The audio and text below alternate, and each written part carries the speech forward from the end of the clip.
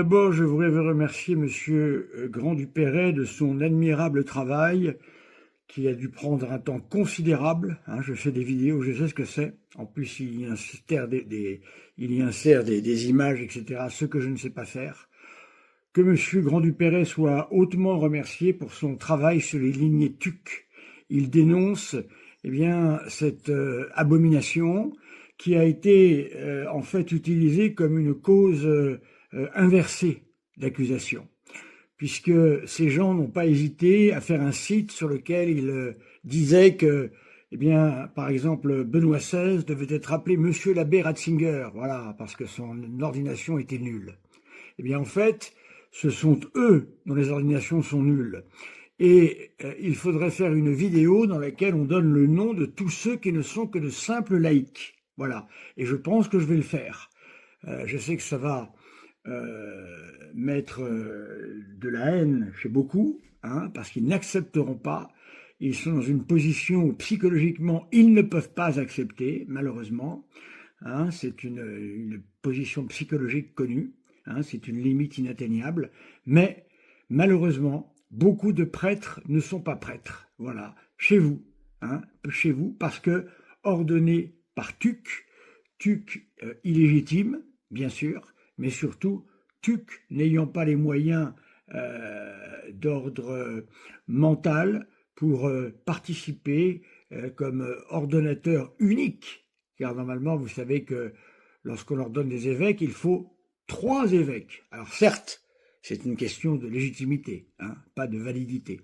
Mais quand tout repose sur les épaules d'un seul, pour ça qu'on prend 3 évêques, à ce moment-là, il y a intérêt à ce que le candidat soit parfaitement idoine et réponde parfaitement au droit canonique.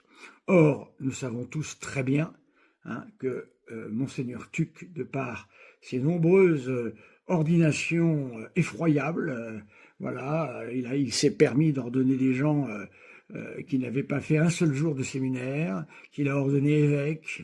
C'est une catastrophe. Voilà. Alors maintenant, je voudrais, donc c'est pour remercier Monsieur Grand-Dupéret, qui fait partie de notre petite équipe, et je peux vous dire qu'il en connaît des choses, il en connaît. Voilà, et il n'a pas fini de délivrer tout ce qu'il connaît. Je voudrais maintenant tordre le cou encore à quelque chose d'important. C'est la faute au Concile Vatican II. Voilà, ça c'est le grand message. On entend ça à la Fraternité Saint-Pédis, on entend ça chez les sédévacantistes à tout va. C'est la faute au Concile Vatican II. J'ai beau avoir démontré que depuis 1920, la messe a été sabotée par des saboteurs qui ont commencé à célébrer face au peuple et qui ont célébré en français, accumulant les innovations liturgiques sans aucune permission, bien évidemment. Je l'ai démontré. Je ne vais pas passer mon temps à redémontrer les choses que j'ai déjà démontrées. Vous n'avez qu'à regarder les vidéos et ne pas vous contenter de cliquer sur une vidéo et en regarder 10 secondes. Soit vous êtes des gens capables d'étudier la foi catholique sérieusement, soit allez jouer au Lego, faites autre chose, mais arrêtez s'il vous plaît. Arrêtez de vous mêler d'affaires de grands. Je suis désolé de parler comme ça, mais c'est une vérité. Alors, c'est la faute au Concile Vatican II. Voilà. Ça, c'est le leitmotiv. C'est ce que j'entends tout le temps jusqu'à ad nauseum. Moi, j'en ai la nausée de ces discours-là. Je n'en peux plus. Je ne peux plus les entendre. Le Concile Vatican II, je l'ai lu dans tous les sens. Je l'ai regardé de partout. Je vous dis que en fait, le Concile Vatican II aurait dû être mis avec le Concile Vatican I ensemble, car ils forment un tout. Voilà. Tout simplement. Malheureusement, on l'a édité à part, mais ils auraient dû être mis ensemble. C'est une somme, à mon avis, décisive d'ecclésiologie. L'ecclésiologie de Vatican II est absolument formidable. Voilà, je vous invite à consulter cela. Je mets ma confiance, Vierge, en votre secours. Avec Dei Verbum, on a également des considérations et des affirmations théologiques extraordinaires sur eh bien, la Sainte Écriture. Voilà, rapport entre la Sainte Écriture et la tradition. Ce concile, qui pour aujourd'hui n'a pas été utilisé, à part dans le catéchisme de Jean-Paul II et le compendium de Benoît XVI. Mais c'est tout. Sinon, il n'y a que Benoît XVI qui en a fait un usage profond, approfondi, avec différents documents que je vous relirai, ainsi que Jean-Paul II. La défense de la vie, c'est Jean-Paul II. Et il fallait avoir une défense de la vie adaptée à notre époque, hein, avec une modernisation des moyens de plus en plus important. Il nous faut être à la page. Et c'est Jean-Paul II qui a initié eh bien, le fait d'avoir les meilleurs spécialistes dans tous les domaines de la vie dans une académie pontificale. Voilà. Donc, dans Vatican II, il y a le meilleur. Le meilleur, c'est tout ce qui est issu des textes eux-mêmes. Et il y a le pire, c'est tout ce qu'on a fait raconter sur ce concile. Voilà. Voir les 202 pseudo-hérésies du Concile Vatican II, qui devraient être retirées immédiatement, tant ce document n'a aucune légitimité. Il est intellectuellement nul et devrait porter la note 0 pointé. Et en plus, il devrait y avoir écrit « document extrêmement dangereux ». Voilà, parce qu'à force de raconter des mensonges, on finit par les croire. Curieusement, je vais vous donner 2 éléments qui vont vous montrer que si le Concile Vatican II était responsable de tant de choses, ne croyez-vous pas que la Vierge Marie nous aurait alertés? Ne croyez-vous pas que la Vierge Marie dispose d'une puissance qui la rend capable de dénoncer ce qu'elle veut quand elle veut? Même si les hommes d'Église, qui ne sont pas l'Église, ont décidé de mettre de côté le concile, les apparitions de Fatima. Et oui, parce que comme Fatima n'a pas été obéie, nous avons eu le communisme abominable avec Octobre Rouge, voilà, et nous avons eu la Deuxième Guerre mondiale. Voilà, 2 choses effroyables. Si le pape Benoît XV en particulier avait écouté le message de Fatima, avait obéi à la très sainte Vierge Marie, sans doute que nous n'aurions pas eu tout cela. Voilà. Et lorsque je regarde les messages, pour moi, les 3 principaux messages de la Vierge Marie pour notre époque, c'est Notre-Dame de la Salette, Notre-Dame de Fatima et Notre-Dame d'Aquita. Les 3 s'articulent comme un seul message. Notre-Dame d'Aquita est un message qui vous donnera le 3e secret de Fatima, qui est terrible. Et les autorités ecclésiastiques n'ont pas voulu le donner tel quel, parce qu'évidemment, il y a de quoi terroriser tout le monde. Mais si la Vierge Marie le donne, il faut bien l'écouter. Hein, la Vierge Marie nous explique qu'elle ne peut plus retenir le bras de son fils, ce qu'elle faisait à la Salette et à Fatima, tant le péché des hommes est immense. Qui pourrait dire le contraire? Nous le voyons autour de nous. Et elle dit que, eh bien, les 2/3 de l'humanité pourraient être détruites par un feu venant du ciel, un châtiment immensément plus grave que Noé. Voilà, que du temps de Noé. Alors, à aucun moment, je n'ai entendu la Vierge Marie dans les messages officiels de l'Église catholique. Voilà. Je n'ai entendu la Vierge Marie nous parler du Concile Vatican II. Jamais. Au contraire, dans Akita, dans Notre-Dame d'Akita, où on reconnaît bien la voix de notre mère. Nous avons tous une mère terrestre. Si on vous donne un message de votre mère, vous la reconnaîtrez. Moi, je reconnais la Vierge Marie, ma mère, dans le message d'Akita parfaitement. Et les 3 s'articulent, encore une fois, tout à fait bien. Eh bien, la Vierge Marie dit même qu'il faut avoir un peu de souplesse liturgique. C'est elle qui le dit. Voilà. Lisez les messages et vous verrez ce qu'il en est. En tous les cas, aucune alerte concernant Vatican II. Aucune. Voilà. Alors, maintenant, je voudrais vous présenter un livre qui fait date, le livre de Guillaume Cuchet. Comment notre monde a cessé d'être chrétien. Anatomie d'un effondrement. Si vous donnez ça dans les mains d'un sélévacantiste, il ne le lira pas et il vous dira « J'avais bien raison, c'est Vatican II ». Voilà, parce que ces gens-là ne lisent pas. Ils ne lisent pas. Quand on n'est pas fichu d'écouter 10 minutes d'une de mes vidéos, et comment voulez-vous lire un livre sérieusement de 300 pages d'un sociologue catholique. Très sérieux. Le travail est très sérieusement fait.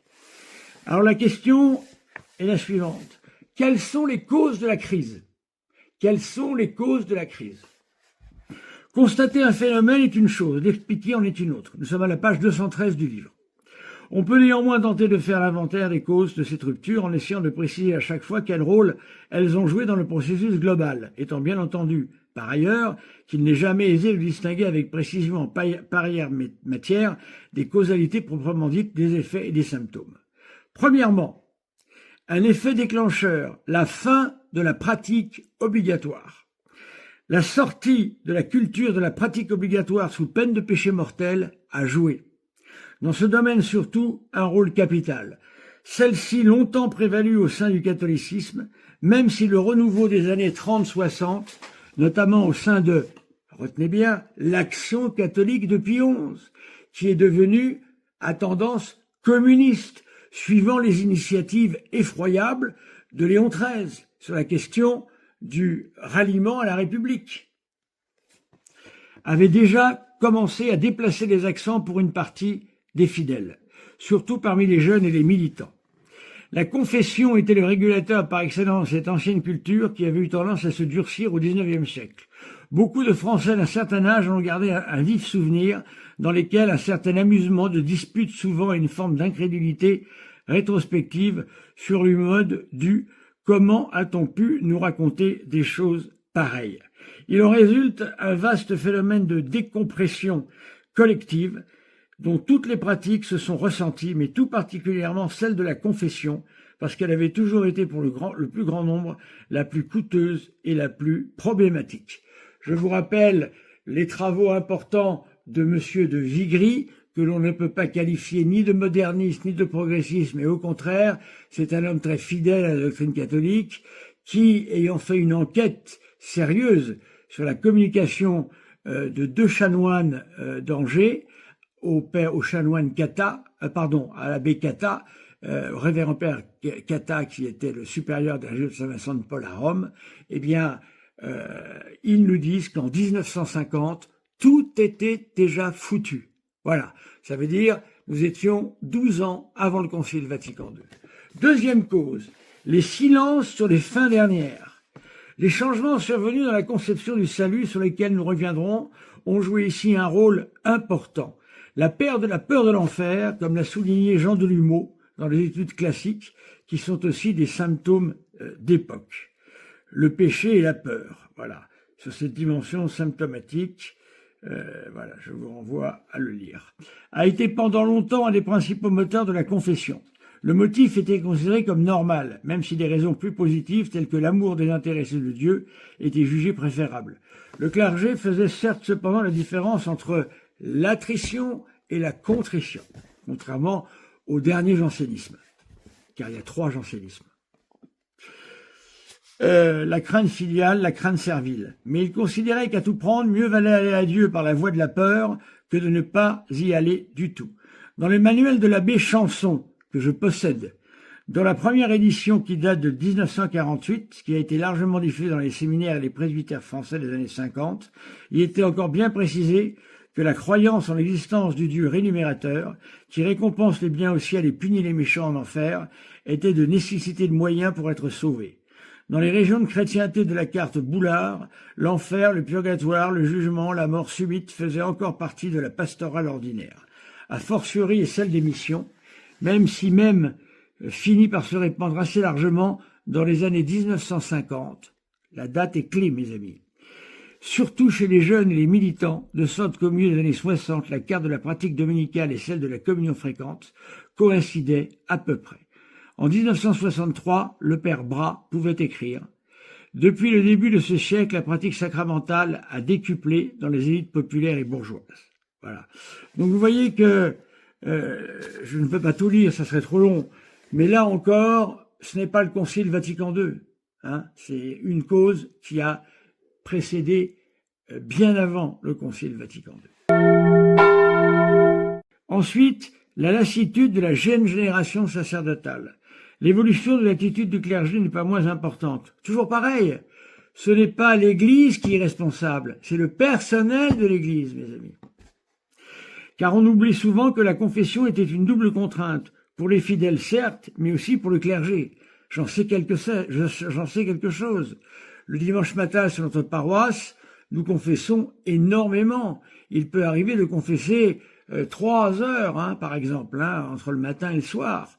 Eh bien, c'est une astreinte, c'est difficile, on en sort épuisé, parce qu'il ne faut pas dire de bêtises, il faut être bien formé en théologie morale, il faut bien accompagner les gens avec beaucoup de charité, d'humanité, mais c'est un exercice épuisant. Et les générations, jeunes générations de cette époque, en avaient assez des longues heures de confessionnaux inconfortables à entendre des récits de vie monotones dans lesquels la qualité des accusations faisait le plus souvent défaut. Voilà. Donc en fait, ces prêtres, les années 50 encore une fois, qui avaient 30 ans, qui étaient jeunes, on avait assez de cela. Et donc évidemment, ils ont délaissé toutes ces choses-là. Mes interlocuteurs, dit-on, m'ont adressé, non sans un certain humour, un tableau sans nostalgie de la confession de masse des années 50. Les files de pénitents que l'on gardait généralement pas plus d'1 000 par personne, parce qu'autrement on aurait pu les compromettre aux yeux de leurs voisins, qu'on accueillait en leur disant « Pas de je confesse à Dieu vos péchés tout de suite ». Des confessions mécaniques, reconduites, nées Verrietour depuis l'enfance. Les grands-mères s'accusant d'avoir volé de la confiture ou mal parlé à leur mère. Etc., etc. L'abbé Chanson nous dit « Certains enfants s'accusent de tout ce qui est indiqué sur l'examen de conscience, imprimé. Parfois, ils disent oui ou non au petit bonheur, ou même successivement. On peut alors leur demander s'ils ont commis la simonie, le suicide, et combien de fois. » Voilà. Donc on était dans quelque chose qui tournait au ridicule, en quelque sorte. Il fallait réformer tout cela. Aujourd'hui, nous ne sommes plus là. Je peux vous dire que tous ceux qui se confessent, enfants y compris, eh bien, tout ça n'existe plus, bien sûr.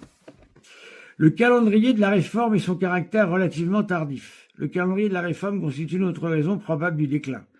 Tous les gouvernements confrontés à la gestion d'une grande réforme connaissent ce type de problème. Trop tôt, on n'en voit pas la nécessité. Trop tard, on ne nous sait pas gré de ce qui apparaît comme un ralliement contraire à un fait acquis. Voilà, ce tableau est apparu trop tôt. Le problème de la contraception, 1950, Pie XII. Alors, même si Pie XII, toute une génération a donc été rigoureusement recadrée sur le point de la question de la contraception, même si Pie XII a apporté dans les années 50, en approuvant la régulation des naissances et en encourageant la diffusion des méthodes naturelles, ce qui est excellent, les autorités, en tout cas, étaient formelles. On ne risquait pas de voir évoluer la position officielle dans ce domaine, ainsi qu'elle avait pu le faire avec les règles sur le jeûne eucharistique ou la vigile pascale.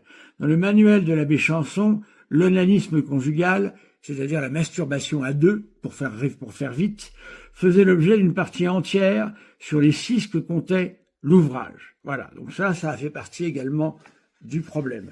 La désaffection du confessionnal, voilà.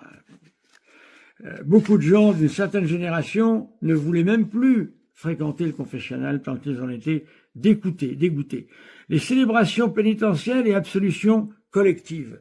Le clergé, en ayant assez de ces longues files d'attente, eh bien, on fait des absolutions générales, strictement interdites par l'Église, déclarées invalides, si ce n'est dans des situations très graves, comme des soldats avant l'assaut, qu'on ne peut pas confesser les uns après les autres, un drame maritime, comme par exemple un prêtre aumônier sur le Titanic, voilà. Mais hors de question de faire ça un dimanche sur une paroisse. Eh bien ça, bien évidemment, cette pratique qui a été faite par ce que je qualifie de saboteur, eh bien, a tout cassé dans l'Église catholique et nous a conduit à cette crise terrible. Crise catholique et trahison des clercs. On ne parle pas de Vatican II dans tout ça, absolument pas, mes amis. On nous parle, eh bien, de clercs qui n'en ont fait qu'à leur tête. Et nous en payons aujourd'hui les pots cassés. Bien souvent, ces prêtres, eh bien, se rendaient, cassaient tout dans l'Église, et ensuite, eh bien, ne se gênez pas pour quitter le ministère en ayant en plus bonne conscience. Voilà. Voilà. Donc vous voyez, dans ce livre de M. Guillaume Cuchet, pas un mot de Vatican II comme étant une cause. Donc tant que les traditionalistes, tant que les gens liés à la messe Saint-Pie V, etc., ne se sont pas enlevés de la tête tout ce qu'on leur a mis, tout ce qu'on leur a fourré dans la tête sur Vatican II, nous n'avancerons pas. Car je le répète, Vatican II n'est pas la cause, mais le remède. La messe de Paul VI, qui a été entièrement sabotée, n'est pas la cause, mais le remède. J'en suis aujourd'hui persuadé. Je ne l'ai pas toujours cru comme ça, mais aujourd'hui, j'en suis persuadé, vu tout de même les habitudes que j'ai et ce que j'ai pu voir autour de moi dans l'Église catholique, dans tous les milieux que j'ai fréquentés, et d'autre part, toutes les lectures que j'ai pu faire 19e siècle, 20e siècle et époque contemporaine. Voilà, je pourrais faire une vidéo là-dessus si cela vous intéresse, mais j'en ai déjà tellement fait. Voilà. Merci mes amis, n'hésitez pas à commenter. Si les commentaires sont courtois, c'est-à-dire si on m'appelle Monsieur l'abbé, parce que je suis prêtre diocésain, je veux bien tolérer mon père, mais souvent le mon père cache un refus de mon sacerdoce. Je vous rappelle que les abbés qui sont de faux abbés non ordonnés sont chez les vacantistes. Car en fait, chez les vacantistes, à part ceux qui ont été ordonnés par Monseigneur Lefebvre, tous les autres ne sont pas prêtres et ne sont même pas évêques. Faites attention. Ne risquez pas votre salut pour suivre des abbés en soutannée. D'ailleurs, je dirais contre la soutane, je la porte la soutane. Voilà, hein, partout, tout le temps et en permanence. Voilà, et je la porte depuis l'an 2000. Donc ça remonte quand même à quelque chose comme 26 ans. C'est pas nouveau. À part l'été, comme je vous l'ai dit, parce que j'ai trop chaud. Voilà, j'ai le droit d'avoir trop chaud. Non, j'ai pas le droit. Voilà. Donc voilà, je vous donne des éléments, à vous de les vérifier, à vous de vous enlever de la tête tout cela. Car je vous assure que si Vatican II avait été appliqué tel qu'il aurait dû être appliqué, si la messe dite de Paul VI avait été appliquée telle qu'elle était demandée par les papes, ad orientem conservé bien évidemment, les chants grégoriens conservés bien évidemment, la communion sur les lèvres conservée bien évidemment, pas de problème. Nous aurions eu des messes du dimanche aussi solennelles que les messes Saint-Pie V. Il n'y avait pas de raison de ne pas avoir ça, puisque certains me disent « Ah, mais qu'est-ce que vous faites des prières au bas de l'autel ?» Mais les prières au bas de l'autel, elles existaient encore dans la messe de Paul VI, mes amis. Il existe un chant facilement reconnaissable, car il est numéroté A1, qui s'appelle « Je m'avancerai vers l'autel de Dieu ». On peut prendre ce chant à chaque fois que l'on dit la messe. Et c'est en fin de compte les prières au bas de l'autel, mais récitées d'une manière moins austère, avec un chant auquel tout le monde peut participer. C'est ça qu'il faut comprendre, mes amis. Voilà. Donc, l'offertoire, eh bien peut-être qu'il aurait été enrichi si on nous avait laissé le temps et si les saboteurs n'avaient pas été là. Mais les saboteurs ont pris en main la messe dite de Paul VI, ils l'ont totalement retournée, l'ont modifiée et ce n'est plus la même. Voilà la vérité, mes amis. Voilà. À bientôt et je continue de travailler pour vous. Je mets ma confiance, Vierge en votre secours. Servez-moi de défense, prenez soin de mes jours. Et quand ma dernière heure viendra fixer mon sort, obtenez que je meure de la plus sainte mort. Sainte Vierge Marie, asile des pécheurs, prenez par, je vous prie, à mes justes frayeurs. Vous êtes mon refuge, votre Fils est mon roi, mais il sera mon juge